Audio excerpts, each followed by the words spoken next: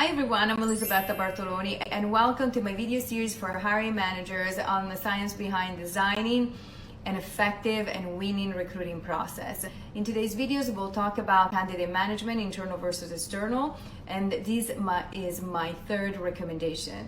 Communicate the process roadmap to your internal candidates in the same way you're doing for your external one. You'll be surprised, but by doing that, you're going to minimize any misunderstanding and anxiety for your internal candidates. These are the reasons why. First of all, it is not uncommon to have your internal candidates potentially go through a little bit of a different process that your external candidates are going through. One reason is because maybe their candidacy is confidential, and therefore they're not going to meet all the same interviewers that you have selected for the external candidates. The second reason is because the internal candidates get to the process a little bit later when you have already selected your external slate of candidates that you want to have enter the process. So by communicating even this timing difference will make them much less anxious about the next steps. So my fourth recommendation is to consider using psychometric assessment tools when appropriate.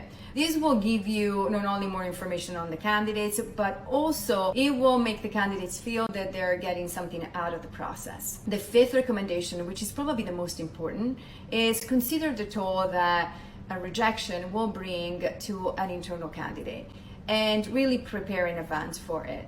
What I mean by that is schedule a session with that candidate to discuss how their career will continue to advance even if they're not getting that role that they have interviewed for.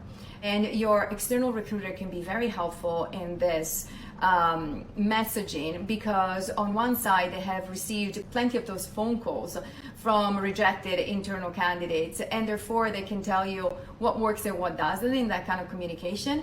And last but not least, by having had so many conversations with that internal candidate throughout the process, that they can help you assess the flight risk.